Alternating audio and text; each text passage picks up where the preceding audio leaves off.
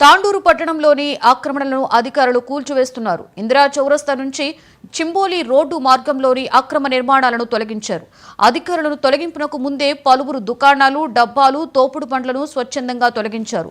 Road ప్రక్కన వ్యాపార దుకాణాలతో traffic సమస్యలతో ప్రజలకు ఇబ్బందులు కలుగుతున్నాయి. ఈ నేపథ్యంలో అధికారులు కూల్చివేసినట్లుగా తెలిపారు. ఈ కార్యక్రమంలో మున్సిపల్ టౌన్ ప్లానింగ్ సిబ్బంది పాల్గొని ఆక్రమణలను తొలగించారు.